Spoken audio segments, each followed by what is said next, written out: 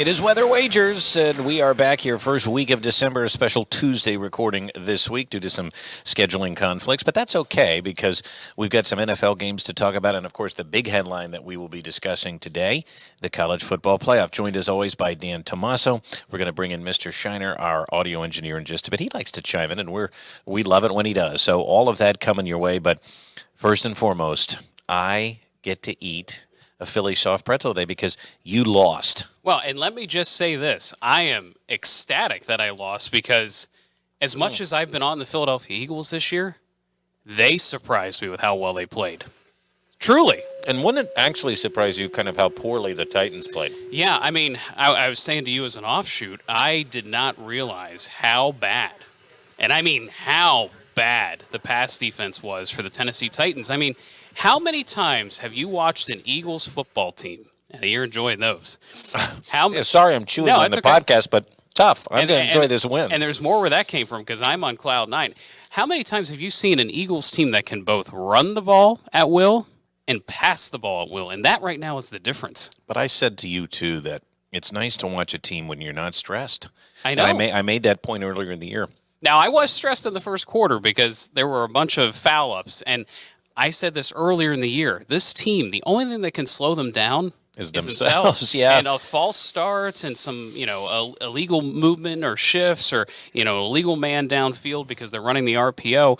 That's really all that's slowing down the offense right now. Now, they'll face a better Giants defense here coming up. We'll talk about that game. We will.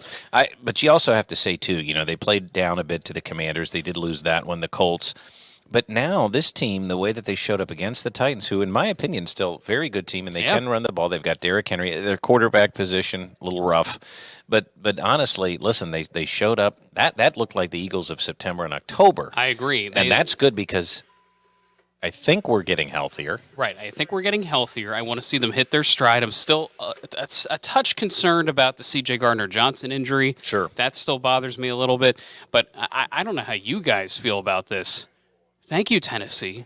Thank you so much. A.J. Brown is just a beast. And if he holds on to the football, he is just a man beast. He put on a show, and how about that one catch he made where, again, the ball was thrown perfectly, too. Yeah. It's nice to have guys that make plays. What do you think, Mr. Shiner? I mean, you're decked out in your Eagles hat today. You got to be ecstatic. Yeah, I mean, that was one of the better offensive explosions we've seen, at least from the passing from Jalen Hurts here, outside of maybe that Minnesota game. Mm-hmm. But I think this is more a testament to the coaching staff of knowing that Titans pass defense is so horrible, and they are stout against the run. They're like, you know what? We'll beat you at your weakness. The old Bill Belichick, take away your best thing. Well, you know what? They threw it all over the place, and they let AJ shine. I think he was kind of happy he came to the Eagles because the relationship between him and Hurts early on. But he tried to use that Michael Jordan motivation of "you're the team that let me go away" kind of thing, and he showed them that they made a mistake. Well, and listen, I think the other part of this that I didn't know how it was going to work coming into the season would Devontae Smith be snubbed. I mean, he had another great game. The two of them, A.J. Brown and Devontae Smith, have found a way to still get the football. And then Quez Watkins, the last couple of weeks, he's a downfield threat. So they kind of have these intermediate routes, they have these post patterns, and now they have a deep threat. And you guys haven't even mentioned the running game. Yeah. Right. Which, let's not forget about that. Miles Sanders can still run the ball. You have an O-line that is coming together at the right time. It's just phenomenal to watch. So there's a lot going on there, and we understand that not all of you are Eagles fans, and that's okay. But they are the best team in the sport right now. Correct. And we don't get to say that often. So we're taking our victory lap. And you know what? If we don't go all the way this year, that's fine. But when they're good, you cherish it, and you cherish every grain of salt. Well, and I keep on the Philly no pretzel. Pun intended. Yeah, why not? Let me pose this to you. I keep hearing from people, well, their road schedule's been weak. They played a lot of tough home games, but you're supposed to win at home. Is any of this a fluke? No, because I'll tell you why. We've watched them. And, much like, and we'll get into this in a second here, I watched Alabama this year, a lot of manufactured drama. Alabama, to me, didn't deserve to be in the playoff. They were Are not you as saying good. there's rat poison around the program? No, I'm saying the media created that drama because they needed it, because the 4 teams were pretty clear, especially once USC lost. My point is, I've not watched an Eagles team like this in a long time. No. I don't think it's a fluke, because guess what? All that stuff in the NFL doesn't matter. Weaker schedules in college may matter, whatever. I never buy the Big Ten SEC argument. Both conferences are tough. You go to Iowa, good luck getting out of there. I don't care if you're an SEC team or not. It's tough. It's tough to play on the road in college. In the NFL, agreed. I don't think it matters. These guys go out there, and no matter what, you're going to have some tough games. Sure. And all of a sudden the Steelers, not a good team early. They can make a run and get back to 500. You never know what could happen. Indeed. That's Tomlin's MO. He's always done it. Correct. But again, that's my point. The talent is there across the board. Every week is a tough out. To be 11-1 right now, 10-1, 11-1. 11-1. I mean, that's significant. So no, I don't think it's a fluke. I've watched it, and like I said, the O-line looks amazing right now. That we haven't been able to say that on an Eagles squad for a long time either. Now, here's the thing: they need to not lose another game, and they need to beat Dallas, and then they control their own destiny. I mean, they're in a great spot. I texted I remember Rusty. I brought up Rusty. Yeah, Rusty. I texted him last night because he's a Bucks fan. So he's a big Bucks fan long before Brady got there. So you got to give him. He's suffered a lot. They're sneaking around the chicken coop. But that's he's a Mets fan too. So we were talking about this. How do you this guy? Well, I've known him all my life, so I kind of have to. But my point is, Big Ten East, because he's a Penn State guy. Big Ten East, NL East. Yep. Okay, tough divisions, getting tougher. We're going to talk about that, by the way, later. And then for me, the NFC East. It's fun to be in tough divisions, but sometimes it's not so fun because you're going up against some really, really great competition. Sure. But then, I mean, it's tough to win. Indeed. So, to your point, we still have to play the Giants twice, the Eagles. You still have to play the Cowboys on Christmas Eve, ho, ho, ho. Yep. And they're looking pretty good. So, I don't know. I mean, but here one final segment, and then we'll review last week and get into our picks. But let's just enjoy it. Let's enjoy these pretzels. Dan, thanks for paying off this bet. Mr. Shiner, you get one? He doesn't squelch on these and things. And I even got some of these. You might as well get for yourself too. But he bought them. He did not squelch on this. And I'm just going to enjoy the win and enjoy where we're at right now, because how many times are the Eagles 11-1? I'm just saying. Not since 2004, I believe. I will say this exactly. too. That was a long time ago. Doesn't sound that way, but it and was. In 17, I think they were 11-2 at one point. But I didn't feel as good about that. No, because that was the Chip Kelly team, and I just. Or So- was no, that was the Super Bowl year. That was Super Bowl year. we made But the that had playoffs its with own Kelly. issues. That had its own Foles issues coming in and everything. and that was more like what the Phillies just did. They got hot later, but anyway, listen, this team is a good 11-1. Yeah. So I think we'll cherish that. All right, Daniel, cue up the overall picks last week, because that was just one of the selections. I am very proud, and I will brag about this. I went 7-2 again. Wow. Needed to do it, and I'm so proud of that Utah pick. I saw that coming from a mile away. Props to you. I will say, I think the game is totally different if Caleb Williams doesn't get hurt in the first quarter. That did play a role, but Utah's physical, and I warned you too, USC's defense is terrible. Alex Grinch, learn how to cover a tight end, will you please? Can you figure that out? I mean, otherwise, I think Lincoln Riley is going to have to make a change for them to be a playoff team next year. Well, or just wait a couple of years and hope you get in. But you're not going to win many playoff games. No.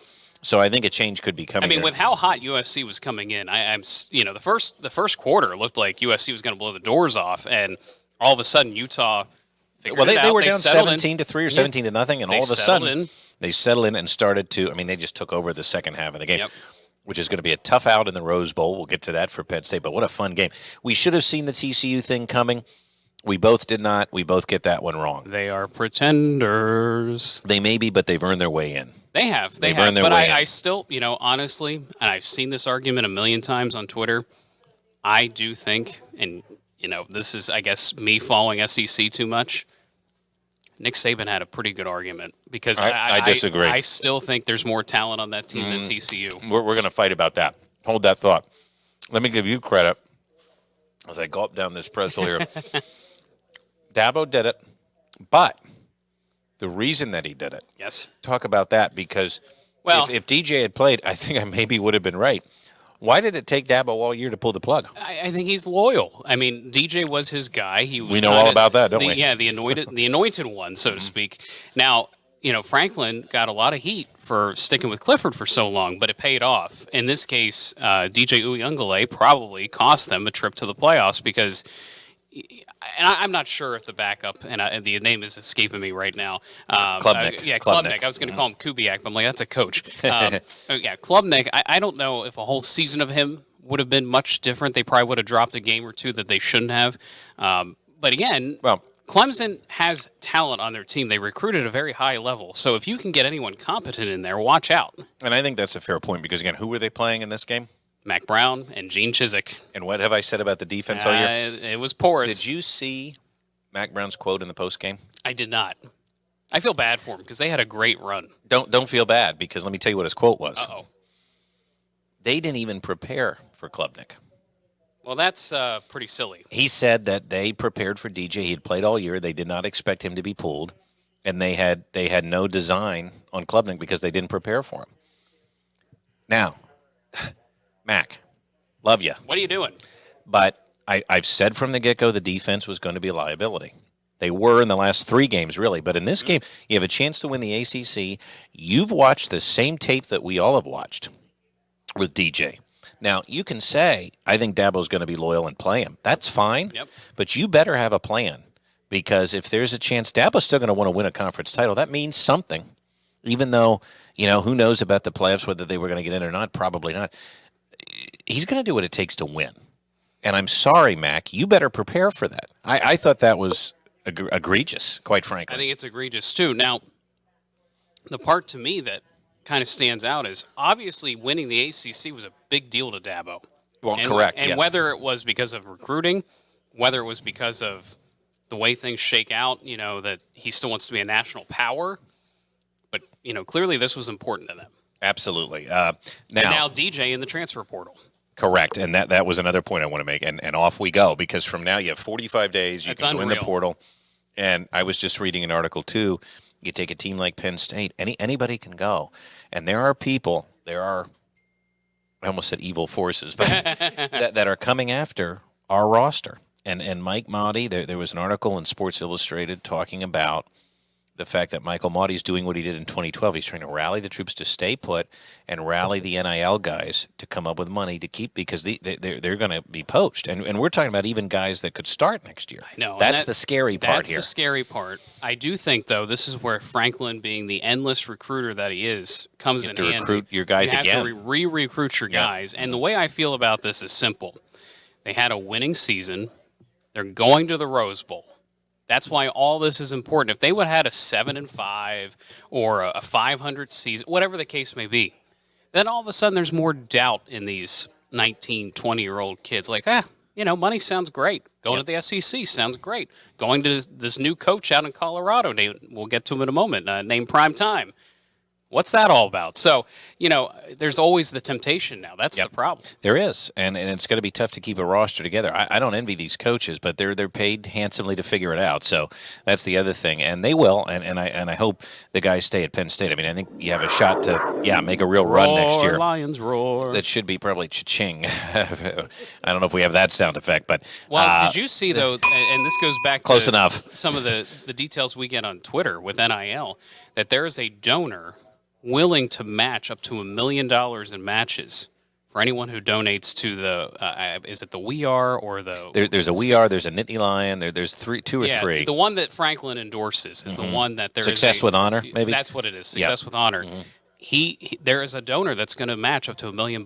Yeah, so, and they're out there lobbying right now because the next 45 days are critical. So this stuff matters now. It's part of the conversation. Let's all put our crystal balls on here. We all think Drew Aller's staying, right? I thought, didn't he just say he was going in the portal? Not you're talking about I'm Drew sorry, Aller. Vayu. Yeah, sorry, my bad. I was like, wait, no, he has to stick around. If you're listening in the car right now, hopefully you didn't drive off the road there. No.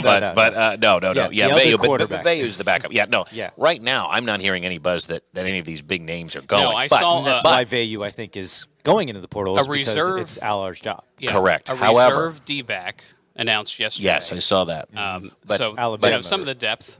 But I want to make the point. Penn State's going after Alabama's cornerback that just declared and for a couple the of portal. wideouts, So it can go both ways here. Oh, it absolutely You've got can. to remember that. And I'm not hearing anybody like a Singleton or a Katron Allen or a Drew Aller are leaving or a lot of these big O-line guys. But listen, my point is simply there's going to be fish in the water. There's going to be surprises. There's going to be sharks out there, similar to when Penn State went into the 2012 season, and those guys could leave because of the Sandusky scandal. Correct. And Michael Monty's like, there were guys showing up on campus trying to poach us. That's literally what's happening now. Maybe not literally, but these guys are getting calls and offers. Yeah, okay? and Silas It's a different Red. world. Yeah, it's a Silas different Red world. was the one who jumped, and exactly. nobody really saw that coming. No. So anyway, I'm just pointing that out. All right, back to the check marks because I do want to brag again. My next run, I just there's look at all those green check marks, Daniel. Can you put us up on camera there? Yeah. I want you to look at that. And I want you to drink it in. I see it. The Eagles did win. We just talked a lot about them. The 49ers look good, and I was surprised they looked as good as they did. Well, and all things considered, Mr. Hot Stuff Jimmy Garoppolo got hurt in the first quarter. He's out. Brock Purdy, everyone. If you haven't heard of him, go back to the Iowa State days, Big 12. Yep. Made Matt Campbell a household name with Iowa State. It's going to be very interesting to see how they proceed from here. When you are picking college games, too, I always try to find an edge. And in some of these games, it's more about if the coach is leaving, I don't care how good you are, the team's probably going to lay an egg. That's what happened with Coastal Carolina. Jamie Chadwell now replacing Hugh Freeze at Liberty. We both had Troy. I had them to cover. You had the money line. Neither one was a problem. We get that. I had the over in the UTSA game in North Texas. They hit that. That was a fun game. We called that. It was a shootout. Seth Luttrell being let go out of North Texas. I was actually very surprised. And that was by a team that made their conference title game, but wasn't enough to keep him around. Tulane did the deed and knocked off Gus Malzahn. There was a case where I thought, you know what, they're happy Willie Fritz is staying. They're going to play for him. They came through, and then how about them Cowboys? Yeah, don't take the under in that one. They came out guns 54 a-blazing. points. And by the way, again, that's going to shape up for a beautiful showdown coming up on Christmas Eve.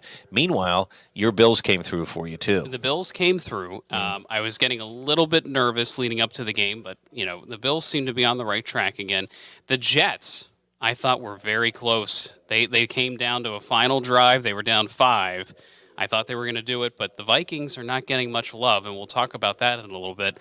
And then the Commanders, this is one of those things. I hate ties in the NFL. I hate it. Me too. Can we just have a result, everybody? Is it that hard to have a win or a loss? But people hate college overtime, too, so it does work both ways. I don't know how you solve it, but sorry you got the X there.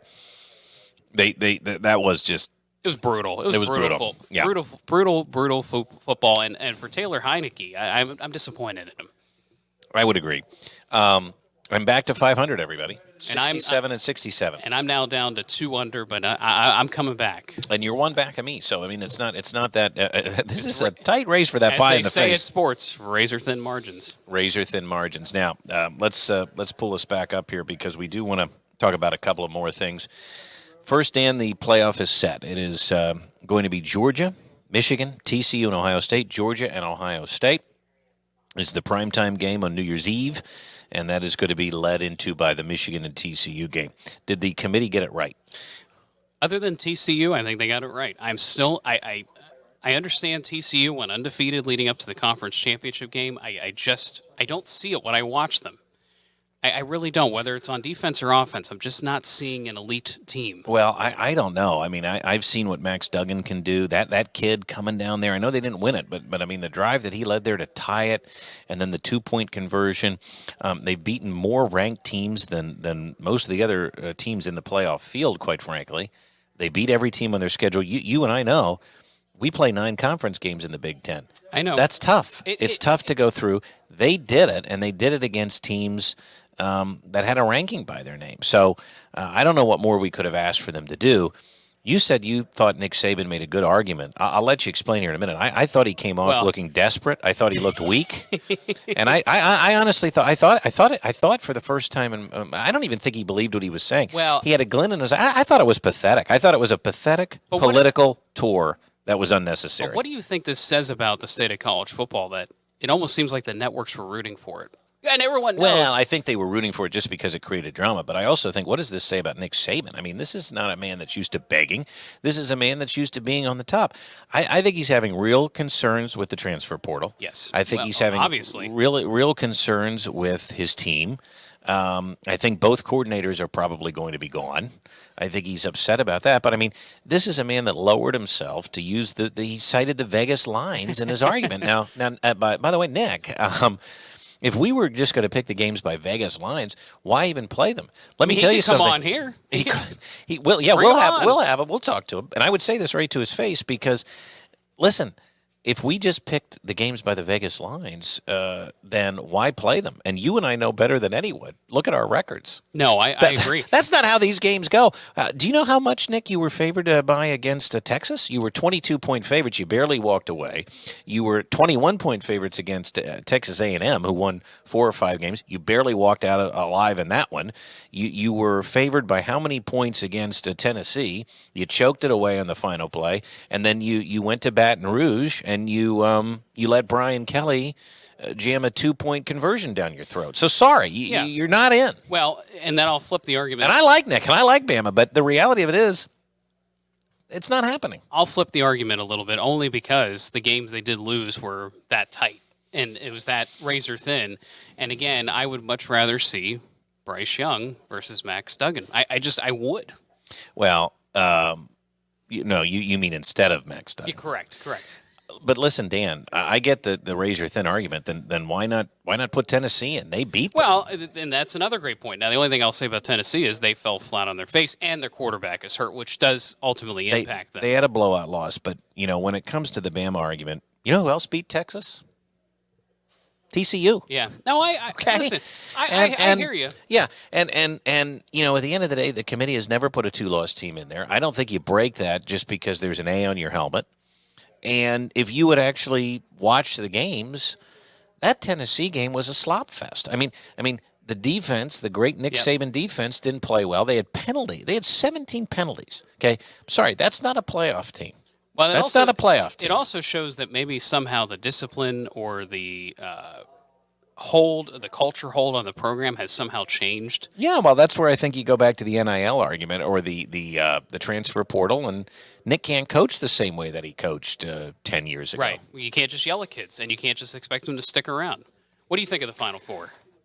I think they got it right. Ohio State getting in obviously helps Penn State with having the opportunity to go to the Rose Bowl. There was no doubt. So there's that secondary, hey, it kind of worked out for Although our that guys. may have happened anyway, by the way. That might have, because they were talking about how Ohio State doesn't travel well and stuff like that.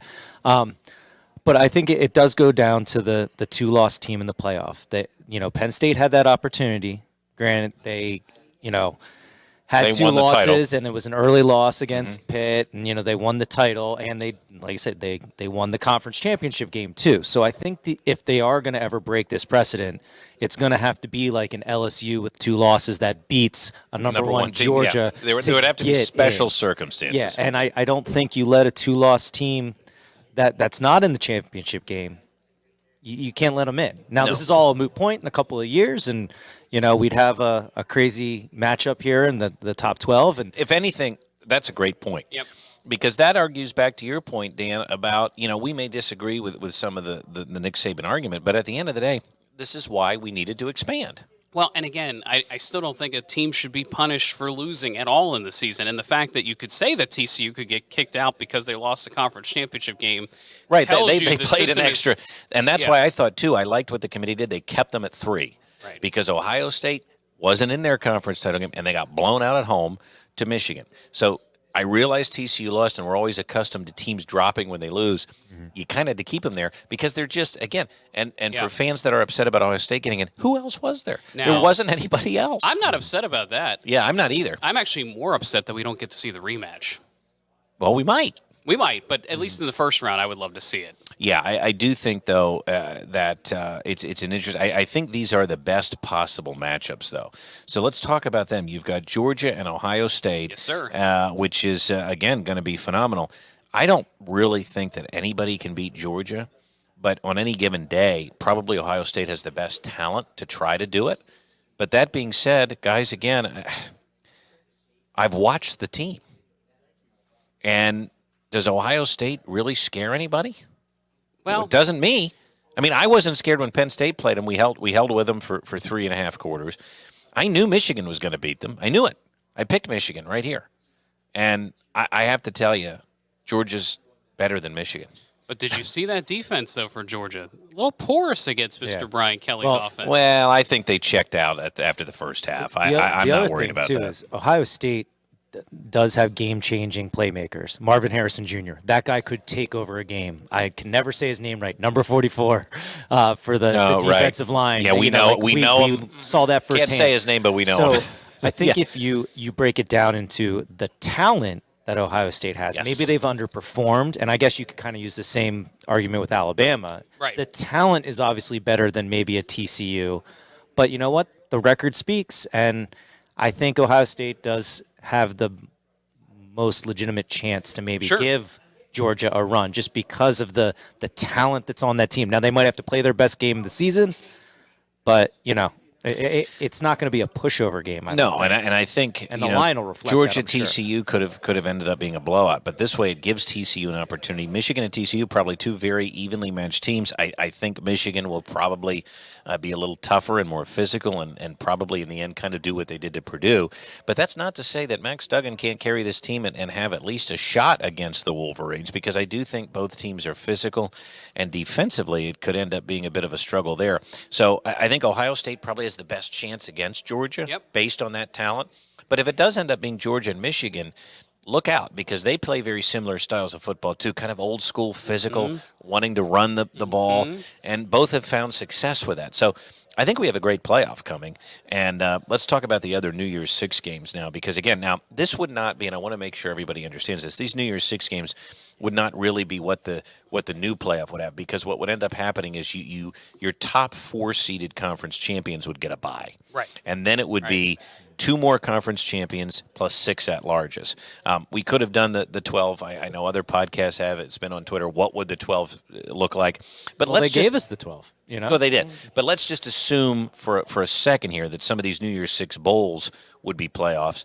And I know this isn't exactly how they would match up because of seeding. But, I mean, again, you have Clemson, Tennessee. Is that not a great playoff game? Now that is a lot of orange on the field. The Orange Bowl, and it's the Orange Bowl. It's perfect, right? Because looking at it today, we don't know much about the Hendon Hooker, and then Clemson. Now they're going to ride with Klubnik.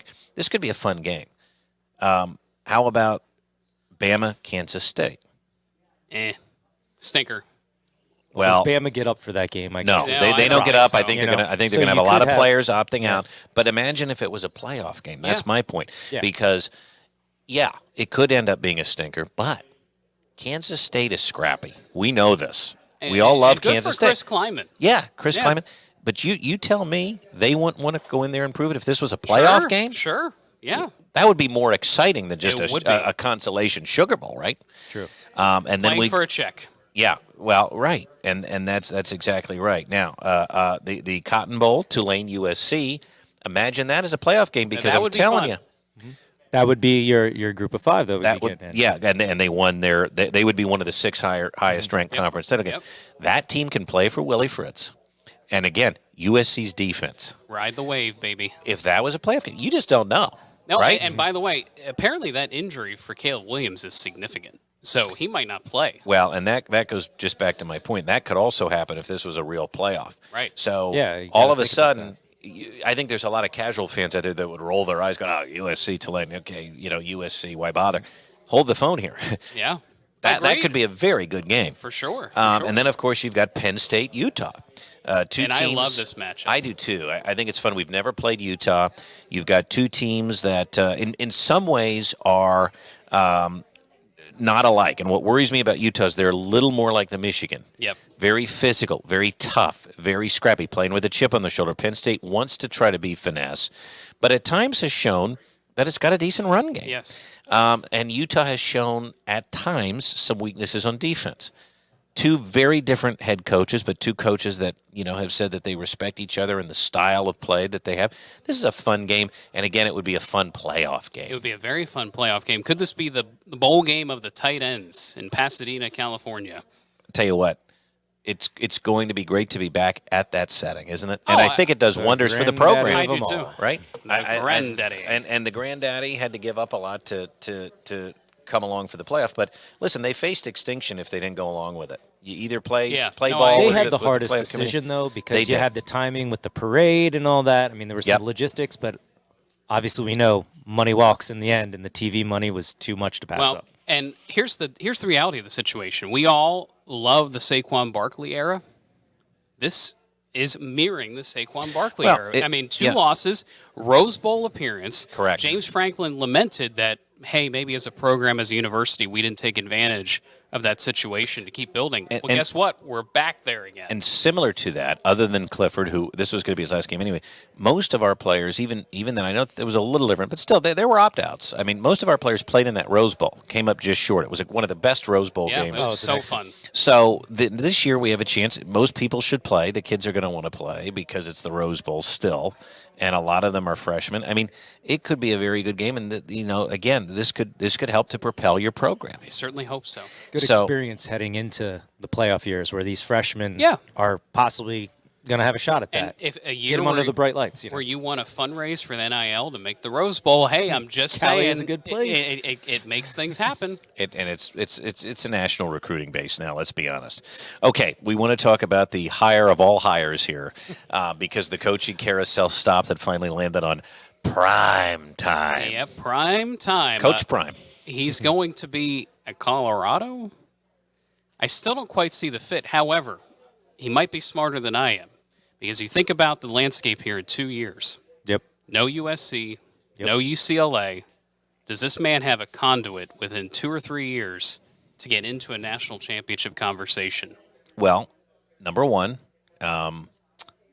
let's start here.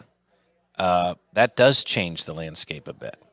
I also think that without those two schools, if you're a bottom dweller in a conference that's on the edge, what happens to Colorado in 2 or 3 years? Well, that's true. So my point is, I think this saved the program. I do too. They needed somebody to make a splash, because otherwise they may have been forced to go to a lower level. I mean, seriously, because you just don't know what's going to happen. So now you bring in a guy that just completely brought in recruit after recruit at an HBCU. At SWAC. Correct, at the SWAC. You have a guy that is just, he's proven me wrong a lot. Watching him back in the day, I thought this guy is just one arrogant you-know-what. Yep. And now all of a sudden, he still is, but it's in a different way, it's right? in a different way. He really, I think, wanted to help the players at Jackson State. He wants to be a coach and give back. And which he is doing with, I believe, half of his salary is going to the facilities at Jackson State, right? Yeah, and you just you get a sense that he knows he was good, but he also wants to be humble, and he wants to help, and he wants to give back to the sport that gave him a lot. So now I'm not so sure that there were a lot of other schools out there that took him seriously, because again, I think all of us watching still, they're still. Is this really happening? Are we still taking him seriously? So I think there's a lot of athletic directors out there that gave him a lot of pause. Colorado had nothing to lose. Well, they might be losing some players if you saw his press conference. Well, he's bringing Louis with him. Yes, his luggage. He's bringing his son with him too, and he basically said, "This is your starting quarterback." I've never seen that happen before. No, has to earn it, but I think that. Wink, wink. Listen, this is you went 1-11.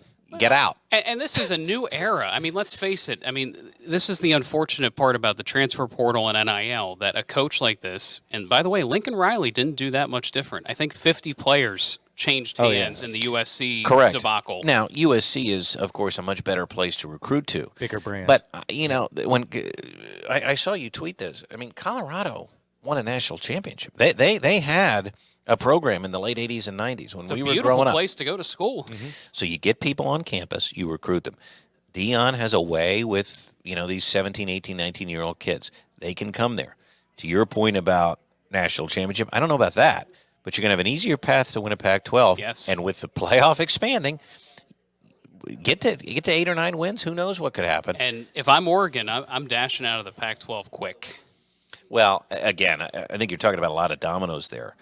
But this is what's going to start to happen, though. Is it eventually just going to become an open Right. you know, You got to wonder. conference here at some point. I just think Colorado with nothing to lose. I agree with you about the fit, but you know what? If nobody else gave Deion a look, he was ready to make that jump. This could end up being a really good fit. This, to me, Deion Sanders is James Franklin if James Franklin would have played at a Hall of Fame career NFL level. The same exuding of confidence is there. The same energy is there. The recruiting's there. He's a play.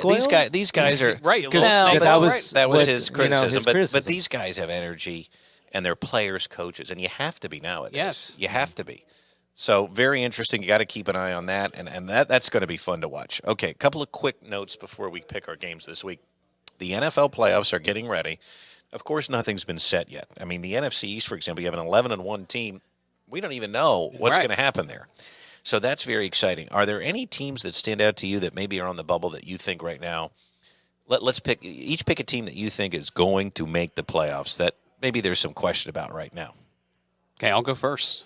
Tampa Bay Buccaneers. Big win last night. They were on the precipice. Yeah. Do you want to face Tom Brady in the playoffs again? I certainly do not. And they play enough defense that's what scares me. They don't have to score a ton of points.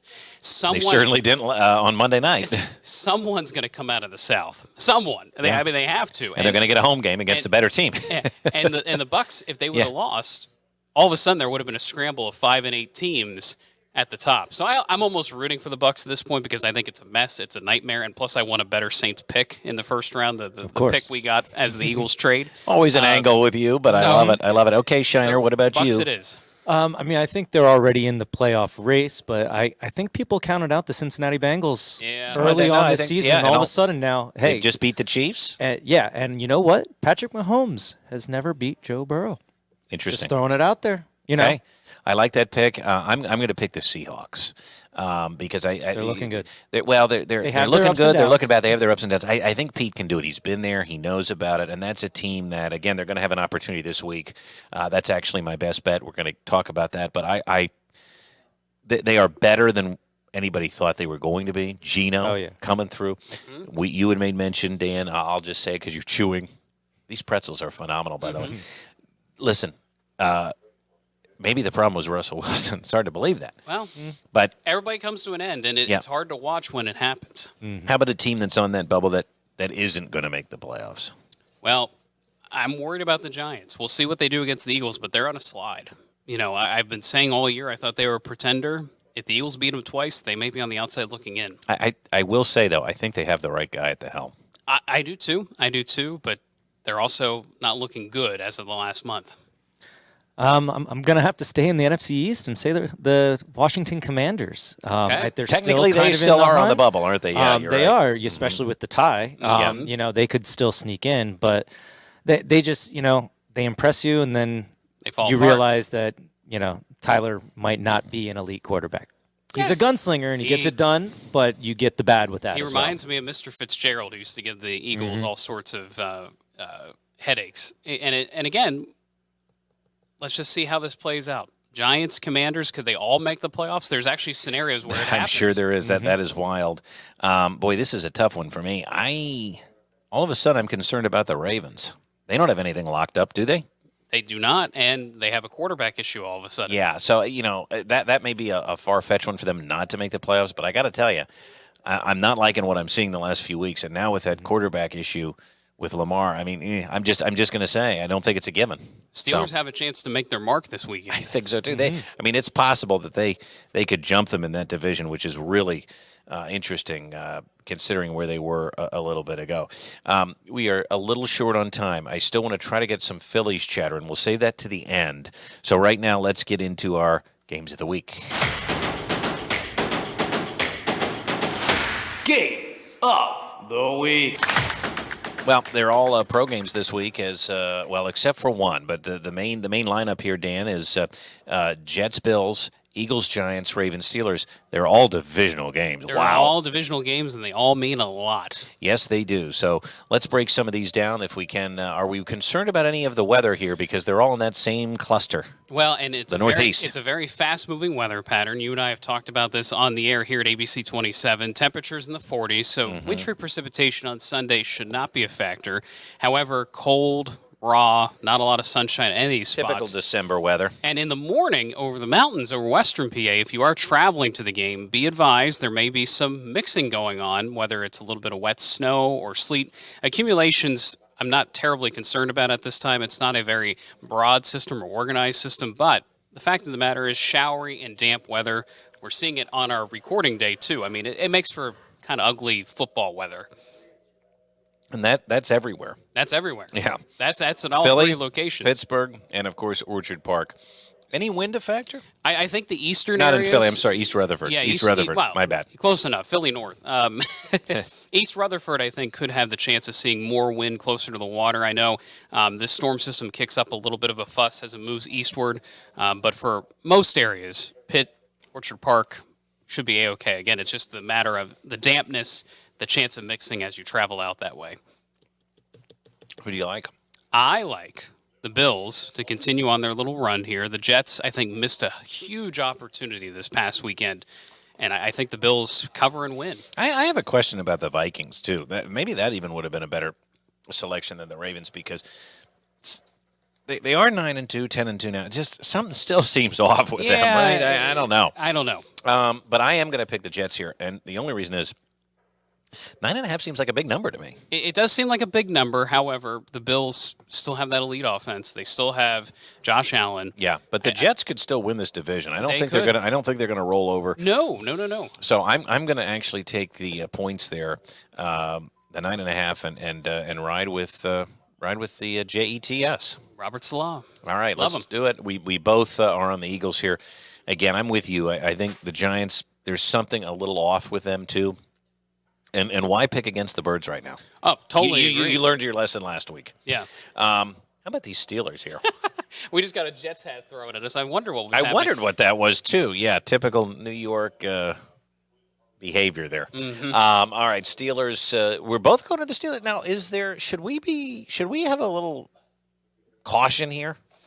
I'm not sure. Again, the Steelers are looking much better. I don't know if Pickett is, a middle-of-the-road quarterback or even in the cusp of getting better. But I do think the Steelers' defense plays well enough under Mike Tomlin. They're at home. They could score 17 or 20 points, and they could win this game because Tyler Huntley is likely going to be the starting quarterback for the Ravens. And by the way, that was our Jets and Mets fan that just crossed behind me. And by the way, the Ravens played down to the Broncos. I know, it was so bad. I don't know. I like our pick there with the Steelers. Now it's time to go under the radar. We don't want to forget about this. It's the final college game of the year. Can you believe it? It's here. Navy Yeah. versus Army. And these two teams, in all due respect to the service academies, they suck. They are under the radar. I'm telling you, they are not good. And believe it or not, Dan, they both suck. As you said, it's a pick 'em. It's so a pick 'em. Vegas, And look at that over-under. It's ugly. It's ugly. I mean, this could be really ugly football. I was trying to look for trends yesterday in this game. Navy overall over the last 20 years has dominated this series, but in the last 5 years, Army has come back and won a couple here and there. But look at you doing. You're like a research guru. Well, I love it, and you need something right now. I was trying to find an edge because, truth be told, I don't know a whole lot about these teams, and they always surprise people when they play teams. They always give a tough game. It's just when they play each other, it's really hard to figure out. This is a game too that's in the link. It's in the link. So Philadelphia Saturday afternoon. Yeah, and I do worry about dampness here again. I'm a little bit concerned more about Sunday than I am Saturday with damp weather. So this one should be overcast and cool. Cloudy and raw. But I don't see a whole lot of weather coming their way. Again, some model runs show there this. may be a mix early if you're traveling to the game. Right, and this is something we've been following. Yeah, I mean, we're not overly concerned, but A lot of inconsistency there for the forecast Saturday, but during the game, we're hoping, if this holds true, the game itself should be dry. and that's going to be a fun one. Just because again, we have no idea what could happen. A little bit of a breeze too, I would think. Winds coming in from the east. Should Yeah. keep the clouds pretty much all day long. Kind of an ugly, again, a good Saturday football day, and I love Jeff Monken and what he's done with Army. too. They didn't have a great year, but neither did Navy, as you point out. So let's go Army. Let's ride that wave. Yeah, I don't have a great feeling about this, and again, being a pick 'em, it makes it all the more tough. It's fun. Okay, time for my bets this week. Time now for Brett's Best. And as we mentioned, games are getting more limited now with college going off of the scale. So we're just going to each pick one because I think to pick 3 games against the spread in the pros is just asking for trouble. Yeah. But I am going to ride with Pete Carroll here. Why? And this is one of those games where, yes, it wouldn't surprise me if the Panthers somehow won. But let's be honest, the 12th man, the Panthers have to go all the way across the country to Seattle. The Panthers suck. They do. They and do. You talk about a team that I just said wants to try to make the playoffs, then you got to beat the bad teams, Pete. Yeah, and you got to do it. I think this is the one that he gets. And they have 5 losses, I believe. Yeah, I think so. So they're right there. I mean, they're right there with the 49ers. No, I think so too. And technically, they probably I think have a shot to win that division. Well, if now not, the door's open. Wild card, yeah. So listen, with Garoppolo out, you're right. Yeah. But you got to beat the bad teams. Now, you got to crush the bad teams. I did see there's some injury concern with Kenneth Walker, so that's something to consider. We know him too. Yeah, we do. Thank you, Mel Tucker, for that. I think this is a good one, Brett. I really do. Yeah, it's hard to beat Seattle at home, and when you're not up to it, what are they at, Shiner? 7-5. Yeah, so 7-5. So one game behind San Francisco. Yeah, one and game like I said, right there. third string quarterback. So And this is this should be an easy win. So that's going to be my pick. Daniel is up See next. what we got. It's Doppler Dandies. Well, I think I kind of showed my cards here a little bit talking about the Buccaneers and a team I'm watching. Yes. I think, though, again, this is another cross-country trip coming off a Monday night. This is going to be tough for Tom Brady and company, and something is still not right. I mean, Tom was making good throws last night, but there seems to be communication problems with the wide receivers. There's drops and things like that to worry about, so could be very, very interesting, my friend. Oh, I can't wait to see who you pick on this one. It's time for our finals. Final picks. All right, we are going against each other this week with the Jets and the Bills. Good luck to you. Yep. That is going to be a fun game to watch because, again, it's a divisional game, and the Jets aren't dead yet by any means. And you just must be afraid of our Jets fan, picking them. I'm not afraid of them, but I think you have to know the spot here, and I like this spot a lot better. Plus, remember, the Bills have burned me one too many times this year. You have had some bad luck with Josh Allen and company. We both like the Eagles. We both like Go the Birds. Steelers, and we're both picking Army. So you're going with the 49ers after what just happened with Jimmy Garoppolo? I am, and it's because of the scheduling. I do think it's a sneaky game for Tom Brady and company. I think going across country, they struggled to beat the Saints. It was a 4-quarter game that probably shouldn't have been. 49ers, Brock Purdy. It's going to be a household name here potentially after this upcoming weekend. Okay, both of us have 3.5 points there we need to cover with the Seahawks and the 49ers. It's a 5 spot this week. We will see how we do going into these final games. Yes, All right, sir. quick. Let's bring in Mr. Shiner for the close because I have to go back to the Phillies just We for have a bit. to. We have to. There was some breaking news yesterday. I'm gonna hold that for last because there was a couple of other breaking things we ran out of time for last week. Quick thoughts. Bryce Harper's elbow. Get it done. Get it cleaned out. It's a long contract. Let's face it, he played with the injury as a DH, but we do need him in the outfield to kind of balance things a little bit. Rather miss him for the first couple months than the Right. last couple. Well, and I think they're built to withstand it right now. Correct me if I'm wrong. well, I think the acquisition of Trey Turner is going to help that first half of the season. He's going Right. to be out a little bit, at least on the offensive side and defensive. I mean, he's a heck of a shortstop too. You get Stout doing his thing at second base. I mean, this team has a lot of money wrapped up in the next decade, but it also has a lot of studs that can play for another 10 years. But, you say the money thing. But they actually underpaid Turner, I think. Right. They No. spread it out. And I heard that too. Does this affect the luxury tax? Not yet. Not They're yet, still yeah. under it. So Yeah. I think the number I saw yesterday was $25 million under. So that gives them some room. Maybe pick a veteran starter up. Yeah, you need a 2 bullpen middle pieces. guy, coming in. So how important is? I mean, we had known this for months. They were targeting Trey Turner. How important is it that he is official now, in your opinion? Well, with Bryce being out for half a season, I think you need his bat more than anything else. Yeah, you and know, I I mean, think they would have serviced the defensive position in some way, but I mean, this is a A-plus guy. You need to step up though, because let me go back to my earlier comment. We're in the NL East. Uh-huh. Yeah. Who did the Mets just get? Verlander. Yeah, Justin Verlander. Now I think he's at the end of his career. $86 million Yeah, for 2 years. But listen, these still playing. other teams are spending. That's my point. And Well, look Atlanta, at the DeGrom contract. I guess Yep. the Braves came out and said they want to be a top 5 payroll this year. Well, again, then you better keep up. You got to keep up with the Joneses. And I think, again, success breeds so much. There's going to be a lot more people interested in Philadelphia Phillies baseball in April next year than there was this past year. Correct. Fair point. Exactly right. And I think that also affects these guys wanting to come here. That if they would have been 500 or less again this year, Trey Turner probably does go somewhere else. And I hate to say it. It's about culture. You mentioned about A.J. Brown on the Eagles. Guys want to go where they not only can win, but where it's fun. Right, where they can have fun and do what they want to do. It is a game, remember? It is a game, and sometimes we forget about that when we're talking about these big contracts. Lastly, all of this could not have happened without Dave Dombrowski, and he has just re-signed. So thoughts on that and acquiring and making sure that happened for another couple of years? I mean, he is known for taking franchises to the World Series. He's already done that with the Philadelphia Phillies. He's also known for not being afraid. And you got to have some gumption here to go for it. You can't just – a lot of these newer school guys, they want to save money. They want to look at the stats. They want to unearth the diamond in the rough, so to speak. And that's all great. But when you have a chance to step on the accelerator and go, you go. And you have to keep going. And I think that's why you extend them, because they, like we said before, they have a lot of money wrapped up in this team. But you know what? That's why no one was really shocked when the Phillies were in the World Series, because they were a top payroll. They just were underperforming.